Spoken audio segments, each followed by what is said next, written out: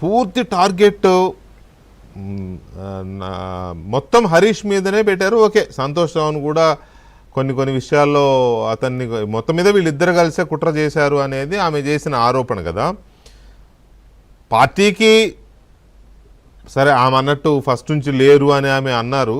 Okay, first నుంచి ఉన్నారు, లేకపోయినా 2 సంవత్సరాల తర్వాత జాయిన్ అయ్యారా పక్కన పెడితే, సీనియర్ నేతగా ఉన్న హరీష్ రావుని అంతగా టార్గెట్ చేయడం అనేది ఏంటి? దీని వెనక కారణం ఏంటి?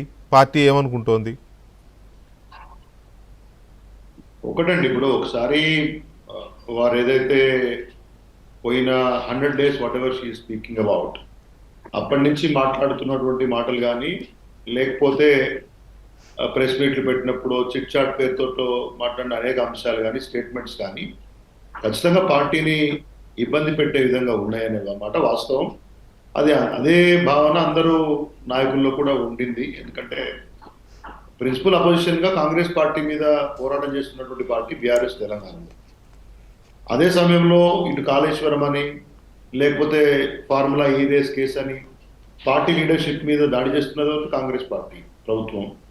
ఆ సందర్భంగా పార్టీ నాయకురాలిగా, ఎమ్మెల్సీగా ఏ అంశాల్లో ఏ పరిమితులు పాటించాలనో పాటించని పరిస్థితులలో పార్టీకి ఇబ్బంది అవుతున్న సందర్భాన్ని ఎదుర్కొని లేదా అర్థం చేసుకొని, మొన్న వారు చేసిన స్టేట్మెంట్స్ అయితే ఉన్నాయో, వేలుగా మాట్లాడిన అంశాలు, అవి పార్టీని మరింత ఇబ్బంది లేకుండా అవకాశం ఉంది. అది సరైన పద్ధతి కాదు. When you are a party MLC and గతంలో ఎంపీగా పనిచేసినారు, irrespective of the status or relationship with the party supremo, అది అంతా ఉన్నప్పుడు మీ వ్యక్తిగత అంశాలను పార్టీ యొక్క మొత్తం వ్యవహారానికి జోడించి మాట్లాడడం అనేది సరైనది కాదనేది అందరి అభిప్రాయంగా ఉండింది. మీకు ఇబ్బంది ఉంటే 1కి 10 సార్లు ఖచ్చితంగా పార్టీ నాయకత్వానికి చెప్పుకునే అంశం అవకాశం ఉంటుంది. ఇప్పుడు రాజకీయ పార్టీలు అన్న తర్వాత రకరకాల సమస్యలు ఖచ్చితంగా ఉంటాయి. ఇక్కడ ఉన్నటువంటి ఆది శ్రీనివాస్ గారో, లేకపోతే దిలీప్ కుమార్ గారు కాదో, లేకపోతే మీరు being one of the most senior journalist in the state, తెలియని అంశాలు కాదు. అందరం అనుకున్న రకంగా, అనుకున్న పద్ధతుల్లో, మనం అనుకున్న పద్ధతులనే మనకు అనుకూలంగా అన్ని విషయాలు నడవనప్పుడు అడ్జస్ట్ కావడమే టీం వర్క్, నడవనప్పుడు అడ్జస్ట్ కావడమే ఐడియాలజికల్ అడాప్టేషన్.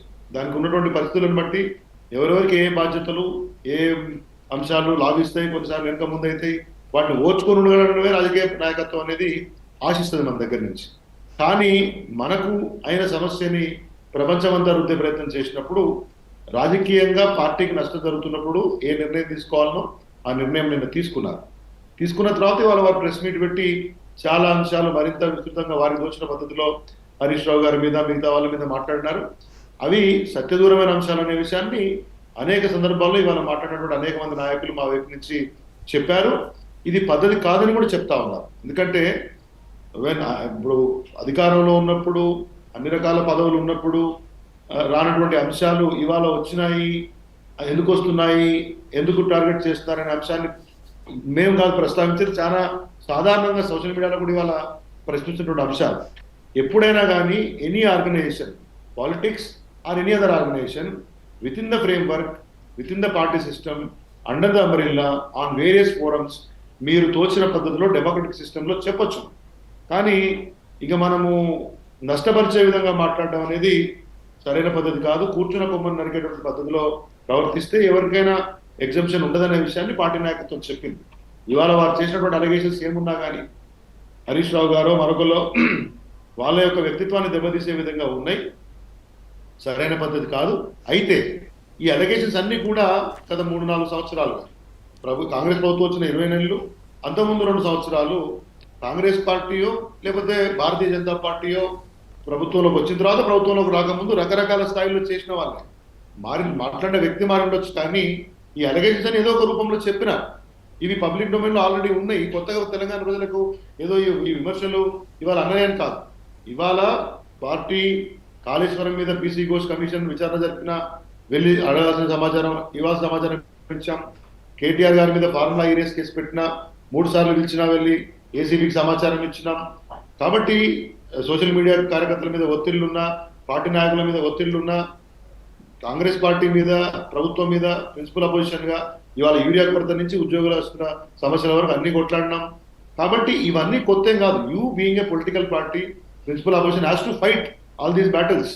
కాకపోతే ఇప్పుడు ఉన్నటువంటి ప్రత్యేక పరిస్థితుల్లో వారు కేసీఆర్ గారి డాక్టర్ కాబట్టి మీడియా ప్రాధాన్యం ఇస్తోంది, లేకపోతే సోషల్ మీడియాలో కొంత ప్రచారం దొరుకుతుంది.